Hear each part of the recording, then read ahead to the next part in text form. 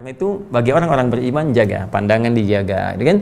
Nah, Allah bukan ingin memberikan batasan untuk melihat kepada kita, tapi ingin mengarahkan penglihatan selalu terarah pada yang baik. Karena mata ini mulia, pendengaran ini mulia, akal ini mulia, bahkan yang tidak dipunya hewan itu akal. Jadi jangan sampai manusia turun status seperti hewan. Karena itu dijaga oleh Allah Subhanahu wa taala supaya akal ini sempurna menunjukkan nilai kemanusiaannya.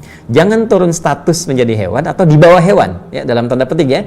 Jangan turun status seperti hewan atau di bawah hewan. Hewan tidak punya akal, ya, manusia bisa di bawah hewan, balhum adall. Kenapa? Karena hewan pun yang tidak punya akal tidak mengerjakan itu. Masa manusia mengerjakan itu? Ya, mohon izin ya. Contoh misalnya, pernah dengar nggak sapi betina aborsi? Tidak kan? Pernah dengar nggak kambing betina aborsi? Kan tidak. Kambing nggak pernah aborsi, sapi nggak pernah aborsi. Kenapa manusia bisa aborsi? Menggugurkan janin itu akan ditanya loh, ya. Wa idzal mau'udatu su'ilat bi ayyi dzambin qutilat. Dan ketika bayi-bayi yang terlahir itu, ya, kemudian dibunuh, ya, mereka kemudian dimatikan, mereka kemudian tidak diberikan kesempatan untuk terlahir, ya. Ajalnya tiba, tapi cara manusia memperlakukan itu yang disoal oleh Allah Subhanahu wa taala. Ya, apa yang terjadi? Bi ayyi dzambin qutilat, mereka kemudian akan ditanya di akhirat nanti sampai mereka berkata, mengadu kepada Allah Subhanahu wa taala, ya Allah, dosa apa sampai perempuan ini membunuh saya? Dosa apa sampai laki-laki ini kemudian membunuh saya?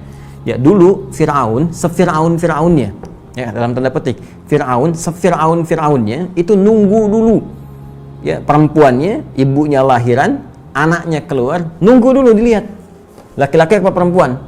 Kalau perempuan masih sempat dia bebaskan, laki-laki dieksekusi. Itu ada di Quran misalnya surah kedua ayat 49. Nanti kalau sampai ke sana kita bahas lebih dalam.